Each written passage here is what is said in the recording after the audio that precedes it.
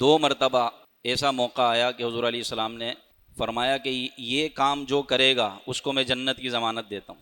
ایک مرتبہ ایک یہودی کا میٹھے پانی کا کنواں خریدنا تھا، اور مسلمانوں کے پاس میٹھا پانی موجود نہیں تھا، تو وہ یہودی دوسروں کو تو میٹھا پانی دیتا لیکن مسلمانوں کو نہیں دیتا، اور اگر دیتا تو بڑے مہنگے داموں دیتا، کیونکہ مدینے میں پانی کی قلت تھی، میٹھا پانی نہیں تھا۔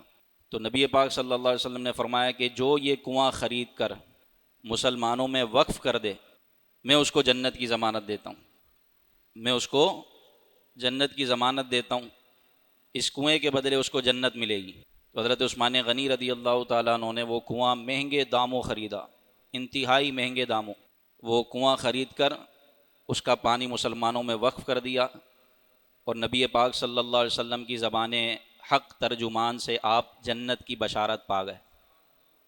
کسی نے کہا کہ عثمان تم نے بڑا نقصان اٹھایا سودے میں، اتنا مہنگے داموں یہ تم نے کنواں خرید لیا، اتنی اس کی ڈیمانڈ، اس کی قیمت تھی نہیں جتنی قیمت تم نے ادا کی ہے۔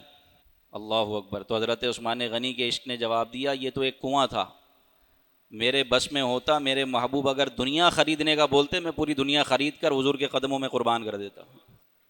یہ تھے عثمان غنی۔